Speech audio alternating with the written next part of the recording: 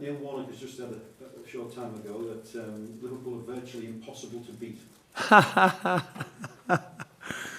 I'm really looking forward to meet him. I heard a lot about him, and he's obviously vocal-wise very talented, it will be a big pleasure to meet him. Not sure during the 90 minutes, but before and after, I'm sure. So it would be so cool if that's the truth, but it's not. Yes, and they will try everything. He's one of the most experienced managers in the world of football, and so successful in the past. It's unbelievable what he did. I think since I'm in, my respect for the Championship grows every day pretty much. It's such a difficult league, and it looks like he could do in that league what he wants. At the end, he got promoted. So that's an unbelievable achievement. So we are aware of the quality of Cardiff. It's important, or it's a challenge, like it always is after international game, to immediately adapt to the new situation. But Cardiff and Neil Warnock is famous for the way he plays, and so the boys, especially English boys, of course, but they knew it already. Then Marko Grujic played there last year, was then in the preseason here, so told us a bit about him and the way they play. So that's all clear, and makes it still so difficult. Yes, of course, now last week gave them for sure a big boost, 100%. Before that, they were not bad. All the games they lost then were pretty tight and close, so they could have got different results. So yeah, they deserve all our respect, and they will get it. And you mentioned in your first answer about the importance of set pieces. Liverpool have scored more from set pieces and more from corners than anybody else in the Premier League so far this season, which is much better than we were at the same point last season as well. So, in fact, all season probably. So, what has been the difference? Why do you think it has changed, or what have you done that has made that change? A lot. We did a lot on set pieces. Actually, it's quite difficult to talk about set pieces because if you don't want to talk about it, you only the routines. There are different runs, different things. We have, meanwhile, within the preseason already, it was clear at the start of the preseason that you want to focus on it because it was not a proper strength of us, and that's what we try to do, and what we do actually week in and week out. Doesn't work out all the time. That's how it is, but it's a different. I would say it's a different approach. But we've chosen. We have different runs, never the same routine, so it's always something different, and yeah, that's it actually. We put more focus on it. That's all. But it's always, it sounds so easy but you really cut off a very important training time then for set pieces, and set pieces training in England is quite difficult because it's not very lively. And I come back. I didn't speak for a while about the weather because it was so good. But in a rather cold in Germany, it's similar. In Spain, you could work 5 hours a week on set pieces. That's not a problem because of the weather. In England and Germany, it's quite difficult because when it's cold, you can't stand around because it's not really lively. You go there, you run there, you block here, and at the end, everybody's.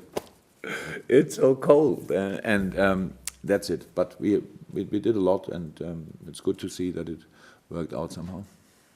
Just in terms of injuries, Naby and Jordan seem the most to. Is it still the same? Will not work out for tomorrow, for sure not. Both in a good way, but will not be ready for that. I think that's it pretty much. The rest should be, apart from Ox and Rian, should be available. Thank you. Welcome. What qualities do you like about Neil Warnock? Because he himself says he's not everyone's cup of tea. Probably I like that. I could say it's the same for me. So it looks like a character. It's just a very, very emotional and lively person. And I saw the final. I watched a lot in the final period of the championship last year, and it was impressive how they did it, how they showed up. And it's not that Cardiff, to be honest, was the best team in the championship last year. So, but they were the whole year in the top three, and they deserved it at the end. And Fulham, maybe people would have thought will deserve it more to go through without playing the playoffs.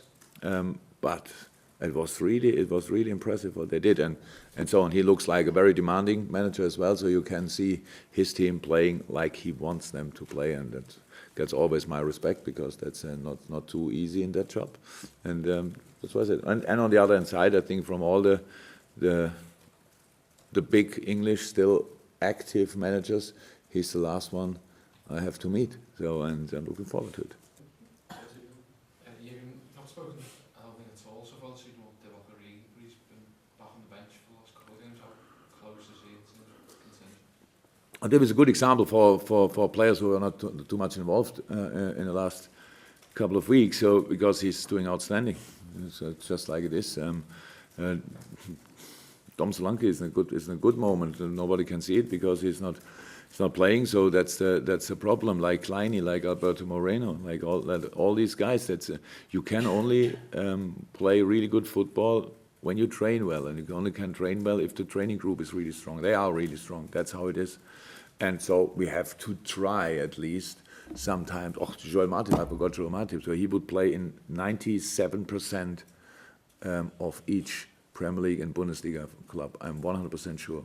And was not in the squad last game. So, and he's in outstanding shape. So that makes life, on the one hand side, for a manager comfortable. On the other hand side, quite difficult, because we need these players 100%. And for the last two games, it was clear that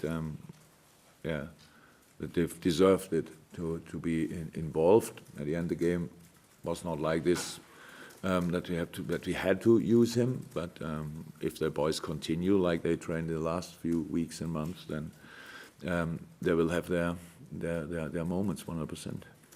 Carl Markham was, so I think it's Phil at the back of the... Given how Fabinho did when he came in midweek and changed the formation, how well that went, can we expect that again?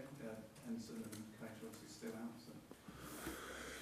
Actually, I don't know what you can expect. I don't want to tell you what you should expect. But it was good. It was good. It looked good. To be honest, it was a game where I thought it makes sense to do it like this. It was not because of injuries. We could have lined up differently, how we probably know, and but it was. How I thought before the game, that's the right thing to do, to have these players in these positions, and it's for sure. It was for sure not the last time that we used it in this way. But now we have to see. I heard about that people were quite excited about the performance of Fabinho, especially. I can imagine that it was really good. It was really good, but he's still a young fella, and he still has to and can improve. And but I don't want to make the performance smaller than it was. It was really good, and I liked it a lot, and I was happy for him, because I said it's no problem that he's not already there before the game, but I can imagine, I know for a player it's different. So of course, how life is, you wanna be involved immediately, but I thought it makes sense to wait until it's the right moment, and that was the right moment. We hit it, obviously, and that's good. And now we can carry on that path. David? You sort of broke the tradition in terms of naming captain and midweek, because usually when James Milner and Jordan Henderson don't play, you pick the next longest serving player. This time, obviously, you went for Virgil. Does that say a lot about what sort of character he is? No, probably it says a lot about it, but it was not my decision. We had, I decided Hendo and Millie will stay. That is the 100% logical thing to do, and would have been as well like that if he would have voted. And then I said, but the next two, the players can vote for. And it was, and now we have, how we say in Germany, the salad, because now two Dutch guys are in the row. So the team decided number 3 for Virgil and number 4 for Gini Wijnaldum. Somebody would have told me that will happen in my life. As a German, 2 Dutch guys, it's such an important role. No, that's a player's decision.